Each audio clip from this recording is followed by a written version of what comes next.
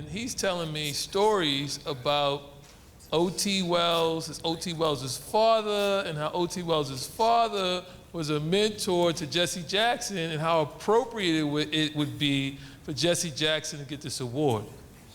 And so I'm going to read the award to you, the criteria for the award. This is a brand new inaugural award, the O.T. Wells Award. This award is provided to an individual who is an indisputable leader who has influenced others into positive action. The awardee should be an inspiration to fellow leaders and a contributor to a pipeline of leaders. The awardee should be well respected and viewed as an extraordinary change maker.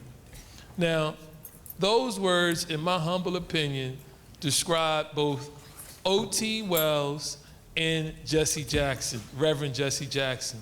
So, Reverend, I just want to say congratulations to you.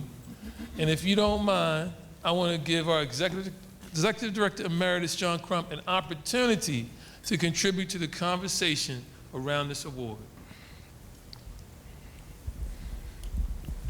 Well, I think it was altogether fitting and proper that the Reverend Jesse Jackson was chosen for this award, primarily because I've had numerous conversations with Brother Wells before he passed, and actually I was on the phone with his son when he actually was informing me that he was in the hospital.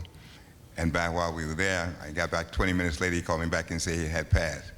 But before that, he had been at the convention in New Orleans and shared the whole thing with his Omega brothers for the whole while there in New Orleans. So, Reverend Jesse Jackson, the president will present to you the O.T. Wells Award. Congratulations, Reverend.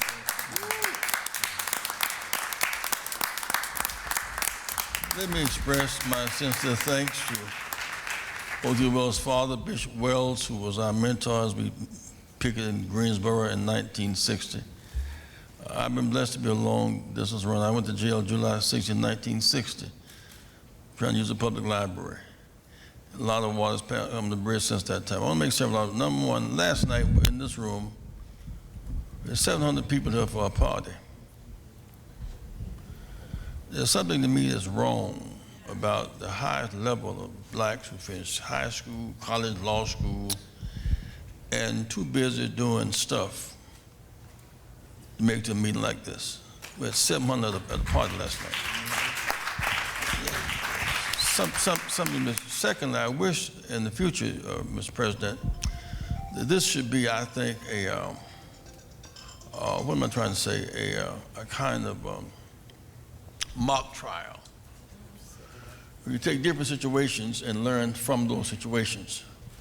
For example, you take the case in South Bend, and the press runs and say, well, you know, Blue Jays run for president, white cop shot black guy, how can he control black people? Well, what's missing in that kind of quick synopsis is that why all black and brown people live on one side of town? Real estate agents put us over there. Banks red line, insurance red line. White police have the right to live outside the city. They come in every day as occupying forces.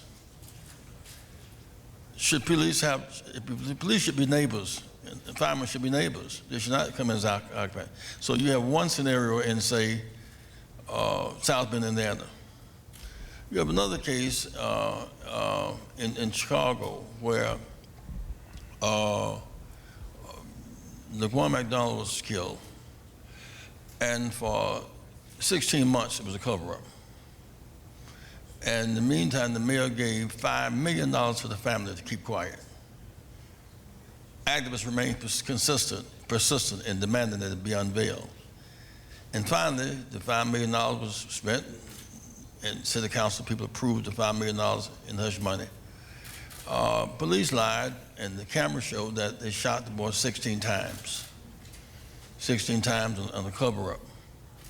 Now, the prosecutor prosecuted the police. First time police have been prosecuted in Chicago in 50 years.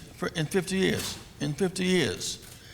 And Kim Foxx has called hell ever since.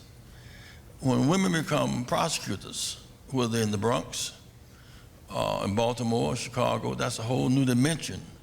So if you ever have a mock trial, you would have the prosecutor sitting here, if you'll get my point.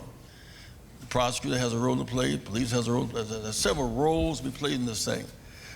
Because if not, we'll just kind of generalize, and we need specific cases to show how many people are involved in a given case. My last point would be this. When I went to jail in 1960, the lawyers in that town, they gave us a workshop. Showed us how to protest. They prepared to get us out of jail once we got in jail, and they bailed us out of jail. Lawyers at that time could not work for big white law firms. Our best talent worked for civil rights. I wonder what would happen if Thurgood Marshall could have worked for a big white law firm. I mean, if our best talent was downtown working for white law firms, looking at us in passing, I'm trying to say, y'all get my point?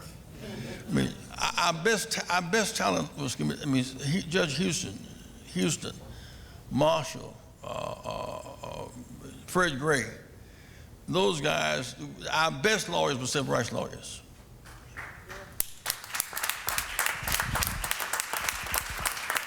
Now we got more lawyers and less lawyering.